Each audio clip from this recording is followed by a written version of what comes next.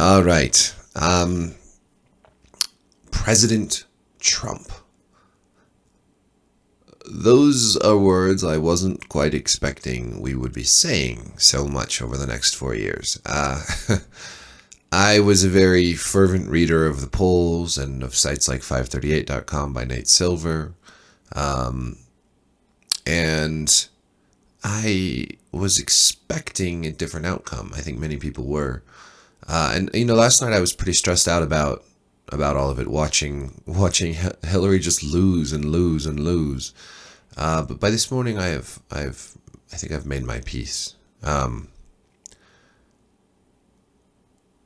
I think I've made my peace in part because Trump he's run a nasty campaign, but it hasn't been so different from McCain or Romney, who, these more moderate Republican types who then engaged in fear-mongering and race baiting and all kinds of bullshit during their campaign, both their primaries and their general election.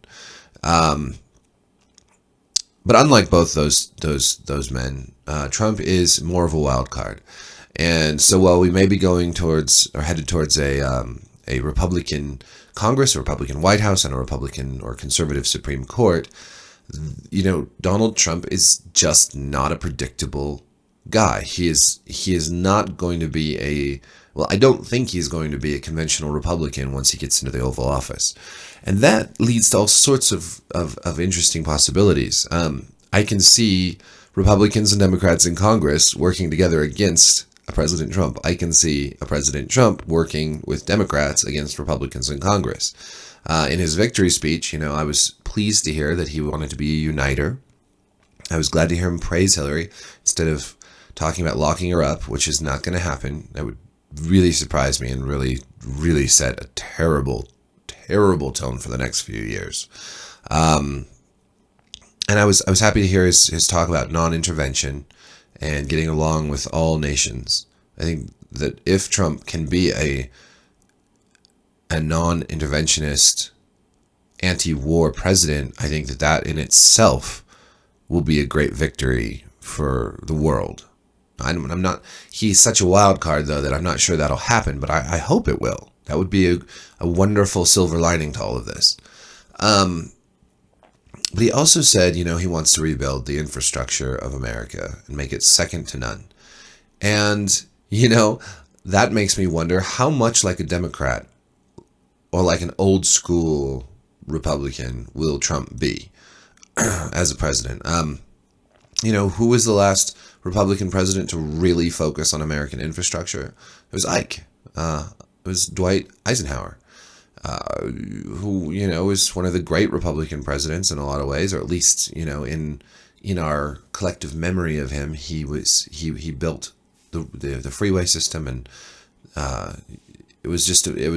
he did a lot in terms of infrastructure, and infrastructure is a great way to have government spending that spurs job growth. So it'll be interesting to see what happens.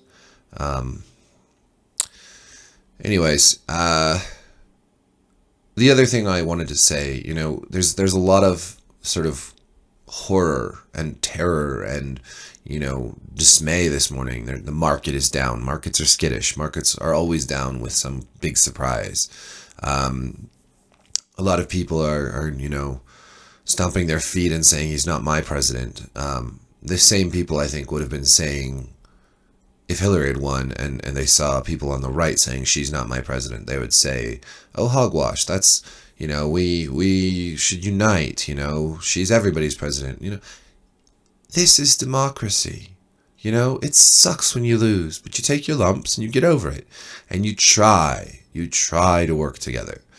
You try to extend the olive branch and the white flag and everything else. If Trump really does try to build a wall, well, you fight against that crap. If you see your rights being threatened by this government, well, you fight against it.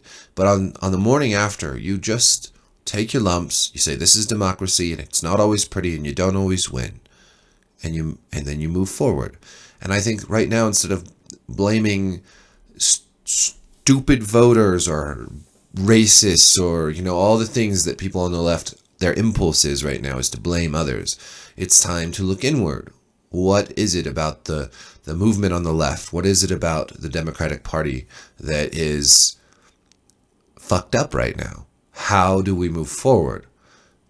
How do we tap into what Trump has tapped into, which I think is largely economic concerns? I mean, yes, there is the racism and the sexism and all that other stuff, but I think two things really motivated Trump voters. One of them was this anti-establishment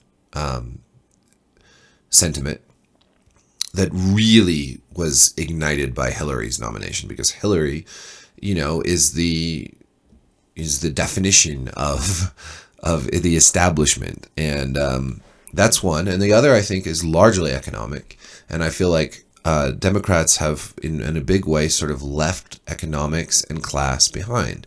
And certainly, as you see the union vote going towards Trump in some areas, as you see a lot of disenfranchised white voters, and even and it's not just the disenfranchised white voters who came out to vote, it's also the disenfranchised black voters who stayed home. Something's wrong. There needs to be some soul searching, and we need to, if we care about things like progress, prosperity, equality, then we have to look at what not just those stupid ignorant voters on the right, because that is exactly the attitude that will ensure that Democrats continue to lose going forward.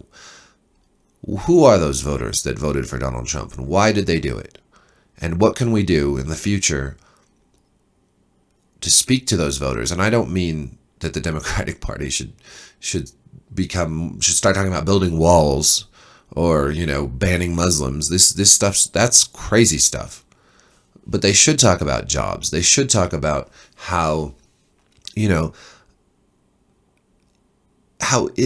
while things like free trade may benefit the world, may benefit everybody the most, people's actual livelihoods matter. When a factory shuts down and people lose their jobs, that's gut-wrenching and visceral and immediate. And those people don't want to hear about retraining programs. A bunch of people go into a retraining program, there's not enough jobs in that field for all those people to fill. And a lot of times they'll have to move, or they'll just work for half of what they made at the factory. These are real problems.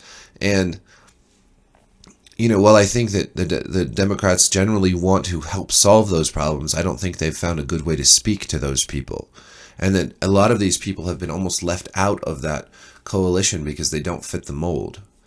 Anyways, I'm just rambling at this point. Suffice to say, it's President Trump now, and we're going to have to deal with that one way or the other. And I'm personally making my peace with that, and trying to understand it better. I don't think that there's any room or time to just decide who to blame, and I hope that we can, just figure out what to do next. Always move forward. So that's my take, not doom and gloom. America is much more than its politicians. And now Trump is a politician. He is at the center of politics. And one thing that his supporters and that he and his detractors all need to realize is that while the presidency is a big deal and it's a big important office, this country moves along fine without its president. This whole country could still function without a president at all. And, maybe that wouldn't even be such a bad thing. But, all right. That's all I have to say for now. I'm sure I'll have more to say later. Peace.